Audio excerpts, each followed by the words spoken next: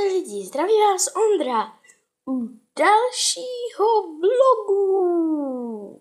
Nevydávají se tak dlouho videa, protože ten počítač, co tam vidíte, tak ten nám trošku se zničil, proto nejsou videa teďka na počítači, na tom druhém jsem zapomněl heslo.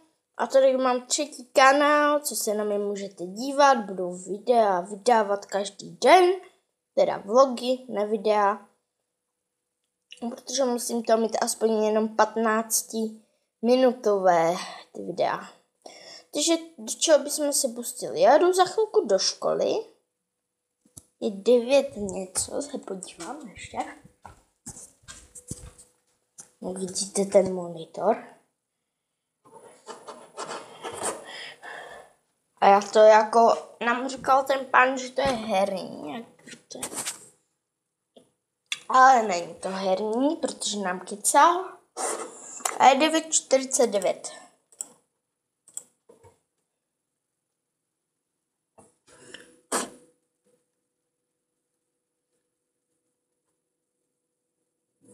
To je 9:49 a já za chvilku už jdu do školy. Takže já nechodím na plavání, takže jdu až na 11 do školy. Jsem v Ostravě. A dneska možná natočím i video, jak budeme na školní zahradě.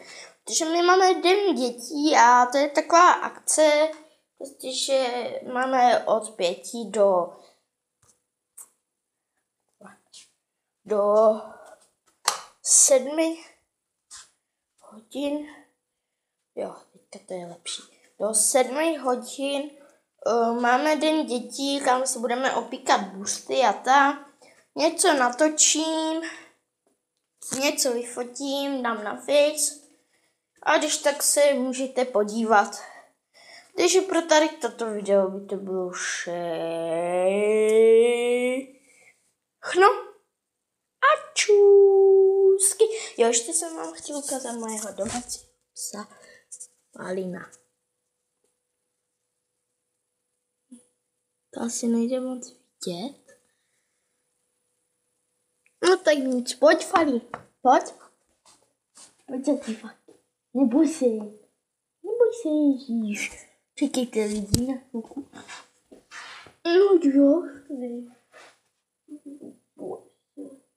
pojď, jdeme ven. Pojď, jdeme ven. Neboj se. Nekousej.